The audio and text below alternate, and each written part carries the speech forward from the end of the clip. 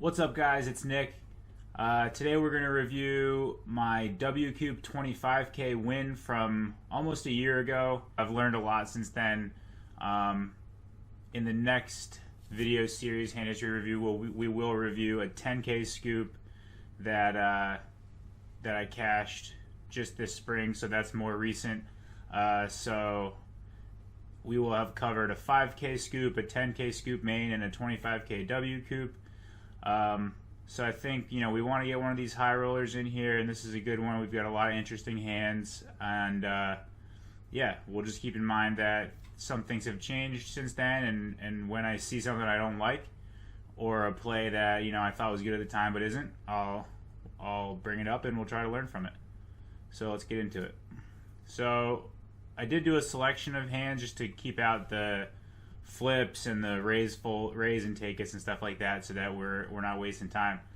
Already we see I was playing deep stacked here, and in the hijack I chose to 3x into two weak players, kind of a weak lineup in general, but into two weak players in the blinds.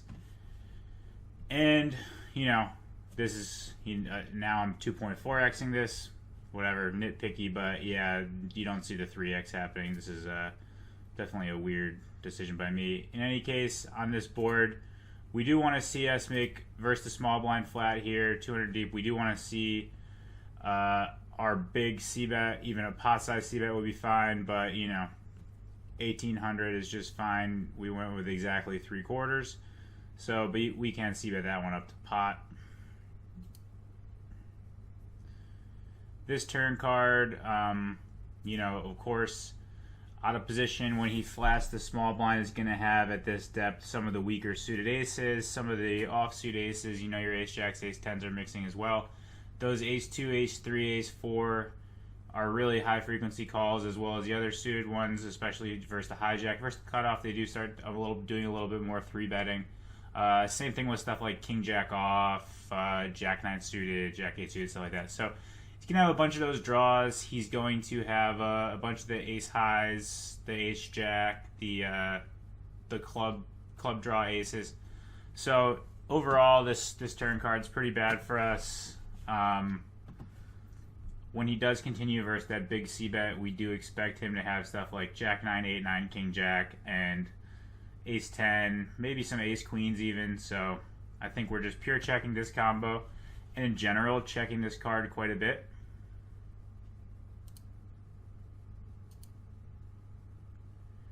Does go check check. We do get the brick. He checks again.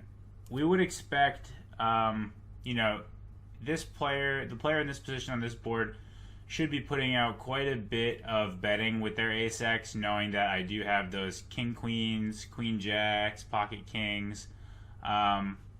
Big part of our range there. Even queen 9 suited, I get to do that big flop bet with that hand. So if he did turn an ace, I don't think there's much benefit for him to go for the check call, because we're going to check back a ton. We don't have any of those bluffs. If we did, it might have been a time where we were going to use them on the turn.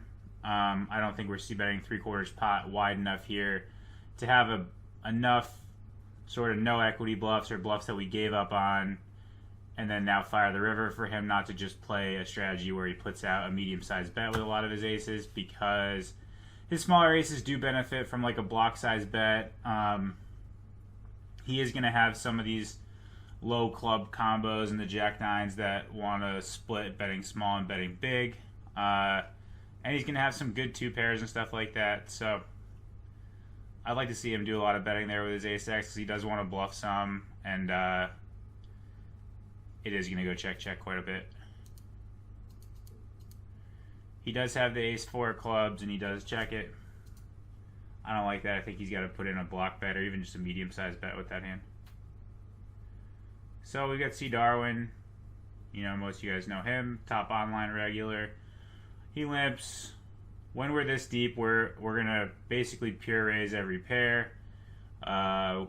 We can refer to the pre-flop sheet when we want to really get in depth with these ranges. During the play and explain, I'll try not to get bogged down in the ranges. But of course, he should be limping quite a bit, almost, his entire range with small mixed strategies where he's raising stuff like his suited, 3 and 4 gappers for some balance and some other suited little connectors, and then some of his bigger hands like his ace king suited and ace queen suited and aces and kings. But in general, the high frequency play, almost always he can play a pure limp raise, super linear. We do like this hand at this depth because we get to do the ISO and then we get to call that linear limp raise every time with these pocket pairs, and they play really nicely against that range and position. Of course, huge implied odds. Kind of easy to get to showdown sometimes. Easy to call a C-bet and go from there. So, yeah, we like to do this with these pocket pairs, but we're going to be raising a bunch here, probably like, 35, 45%, depending on how you want to build your range. We go for the 4x, he folds.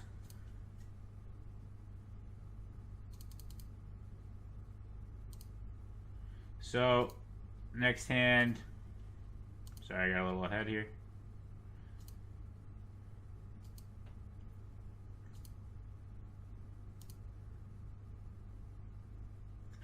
Next hand, C. Darwin opens the cutoff.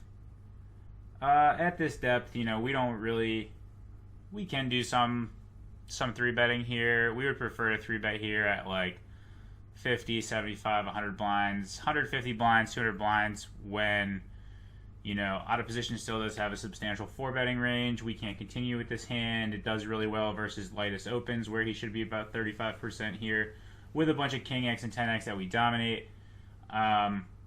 We don't need to build a bloated pot, even though we are in position with a combo like this that this deep is going to flop some top pairs that are dominated. We're not suited. We don't really need to fold out those hands that we do dominate, and we just want to take our equity, play in position. If we get squeezed, it's just an easy combo to fold. So, but we are V-pipping at 100%. There's obviously no folding in a hand like this, but we're going to do almost all calling when we're this deep.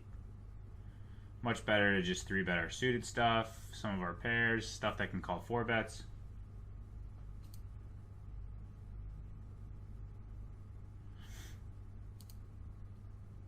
And versus this C-bet, we are going to continue with a call quite often. We're never folding it. And I don't love this combo for a raise. We do have the king-queen blocker, the queen-10 blocker, but he still has a bunch of queens. He still has a bunch of pairs. I mean, blocker-wise, we're doing well. It is a board that probably the population tends to over C-bet. I do respect C. Darwin's game enough to think that he's got his C-betting frequencies pretty nailed down.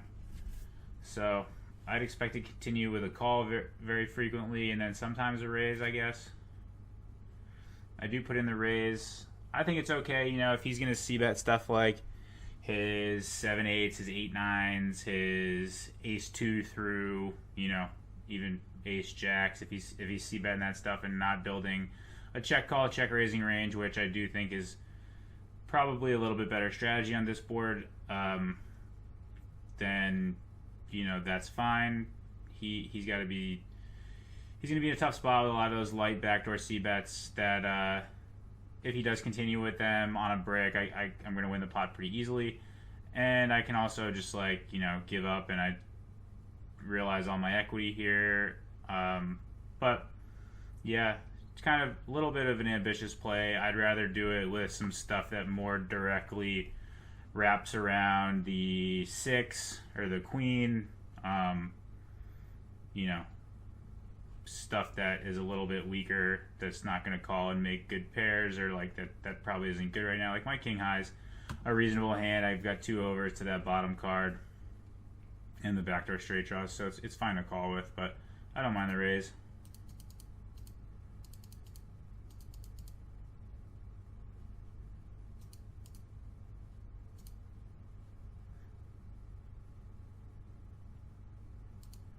Now we've got the ace-jack, looks like.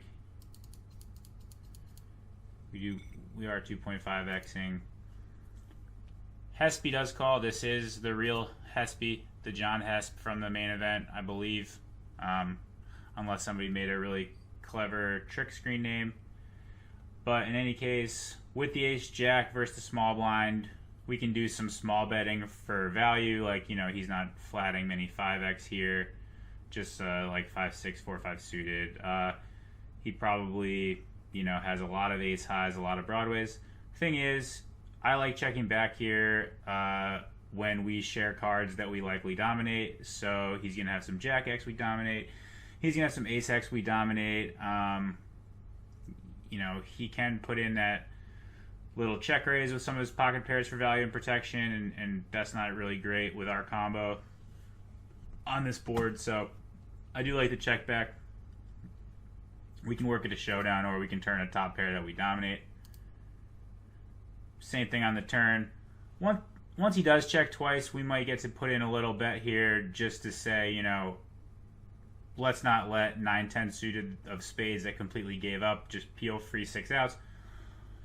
But, it's not a huge part of it. If you're very confident that a player doesn't have these check raise bluffs in their range, and they are, the type that would try to put out some protection value bets versus ace high, which obviously in this spot, that's pretty enticing option, then you can do this little bet that's kind of like, you have the best hand, but you're just going to take the pot immediately versus a lot of players, and you're not facing a tricky player that's going to check raise you. But, you got to have a pretty solid read to put money out there like that with the risk of getting check raised, or with them having slow played a value hand or just a middle range value hand, like doing something tricky with pocket nines here or something like that with the check raise.